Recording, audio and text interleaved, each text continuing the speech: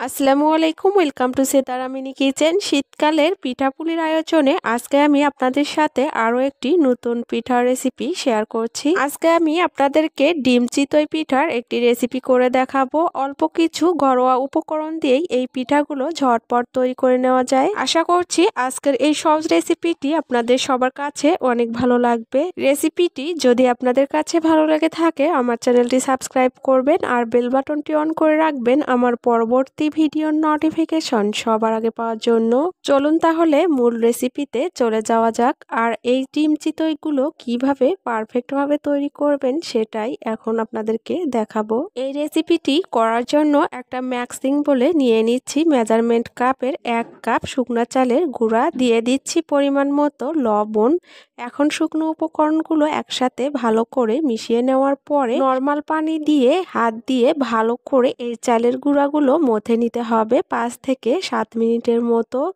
আর অবশ্যই এইটা খেয়াল রাখবেন যে হাত দিয়ে খুব ভালো করে মথে নিতে হবে। যখন এই পিঠার ডোটা হাত দিয়ে ভালো করে মথে নেওয়া হয়ে যাবে তখন এখানে আমি কুসুম গরম পানি দিয়ে একটা মিশ্রণ রেডি করে নিব। আমরা যেভাবে পাটিসাপটা পিঠার জন্য মিশ্রণটা রেডি করি ঠিক সেভাবে করেই এই মিশ্রণটা রেডি করে নিতে হবে।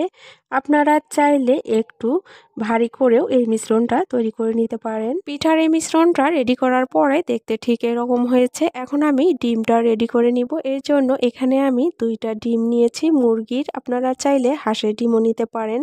পরিমাণ মতো লবণ দিয়ে দিলাম একটা পেঁয়াজ কুচি আর স্বাদ অনুযায়ী কাঁচামরিচ কুচি। আপনারা চাইলে এখানে ধনিয়া পাতাও অ্যাড করতে পারেন।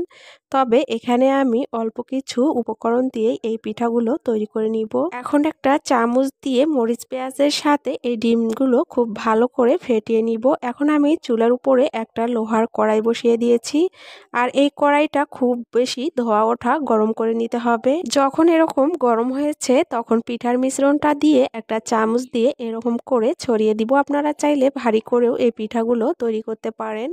এখন আমি এই পিঠার উপরে ডিমের মিশ্রণ দিয়ে দিচ্ছি। এখানে আমি 3 ভাগের 1 ভাগ ডিমের মিশ্রণ দিয়েছি। আপনারা যদি বেশি পরিমাণে তৈরি করতে চান তাহলে ডিম আর চালের গুঁড়ার পরিমাণটা বাড়িয়ে নিলেই হবে। এখন একটা ঢাকনা দিয়ে ঢেকে চুলার তাপটা মিডিয়াম হিটে রেখে অপেক্ষা করব 2 থেকে 3 মিনিট। আর দেখতেই পাচ্ছেন পিঠা কিন্তু অনেকটা হয়ে এসেছে।